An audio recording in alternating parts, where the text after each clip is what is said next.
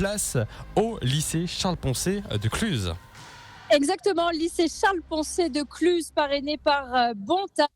Effectivement, avec cette équipe, les French Bees. Bonjour, bonsoir. On a un peu perdu la notion du temps. On ne sait plus trop s'il faut dire bonjour ou bonsoir à cette heure-ci. On a perdu la notion du temps parce que là, la seule question qui compte, c'est est-ce que le robot fonctionnera comme on le souhaite? Est-ce que l'avion va décoller? Et déjà, la première question qu'on va vous poser, c'est comment ça s'est passé, ce passage devant le jury, messieurs? Alors, je n'étais pas là. Alors, le passage du jury, ils ont plutôt bien aimé parce que notre robot était très original. On était parti par un kit de 2022-2023, alors que les kits de base, on a fait le tour des stands, l'ensemble des robots ressemblaient presque à le kit de base encore. Mais nous, vraiment, ils ont plutôt bien aimé parce qu'on est vraiment parti de A à Z. On a fait du brainstorming. Ils ont très bien aimé parce que vraiment, on est toujours parti par nos propres idées.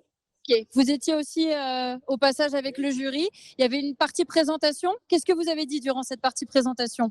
Donc nous, pour la part, on a expliqué du coup comment on a fonctionné, comment on a créé le robot. On a dit qu'on a créé totalement le robot tout seul, enfin que l'équipe plutôt. On a trouvé les comment dire, on a monté le robot tout seul. Les pièces, c'est l'aide de Bontaz ou alors du lycée directement qui les a faites. Et voilà, après on a expliqué. Je sais plus, Votre organisation, peut-être un petit peu, qui a quel rôle au sein de cette équipe? Ça aussi, vous l'avez expliqué. Alors, sur la présentation du jury, moi je n'étais pas là. J'étais occupé à finaliser les objets d'équipe pour demain. Mais oui, ils ont certainement expliqué les différentes tâches qu'on s'est réparties sur le robot, donc qui s'occupe de telle partie ou de telle partie. Vous pouvez nous expliquer justement un petit peu qui était en charge de quoi? je pense que c'est toi qui sais. Donc par exemple, moi et Kevin, on était occupés à la partie de la programmation du robot, tandis que trois autres personnes s'occupaient de la CAO, donc c'est-à-dire de faire des pièces à conception assistée sur ordinateur, donc sur les SolidWorks par exemple. Ensuite, il y a d'autres qui s'occupaient de la communication, qui filmaient le robot, les avancées et qui le postaient sur les réseaux sociaux pour montrer à tout le monde. Ensuite, on a aussi parlé de l'assemblage du coup du robot. Le robot.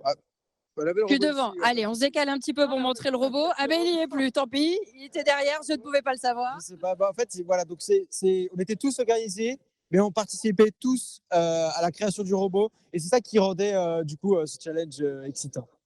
Donc maintenant que la partie jury est passée, à quoi vous pensez maintenant? Dans quel état d'esprit vous êtes? Maintenant, on pense aux essais qu'on va faire, et on va encore passer devant des jurys sur le terrain et pour les dimensions de notre robot, pour être sûr que notre robot ne fasse pas de dégâts sur notre robot, etc.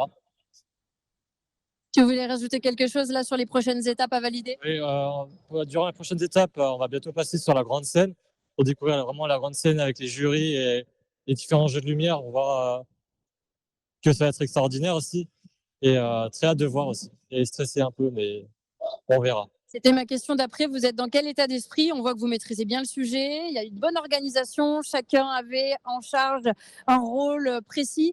Est-ce que vous êtes confiant? Est-ce que vous dites que vraiment, voilà, vous êtes bien placé dans cette compétition? Est-ce que l'équipe Charles-Poncet peut gagner?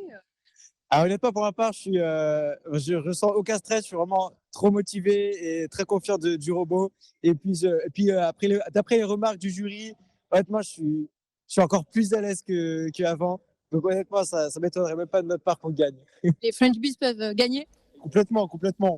Après, voilà, quand on voit les autres robots, on sent qu'on est plus avancé que certains, un peu moins avancé que d'autres, mais on est quand même bien placé, je pense, concrètement, au classement général, si on peut dire ça, de toute la compétition, de tout ce que j'ai pu voir en tout cas.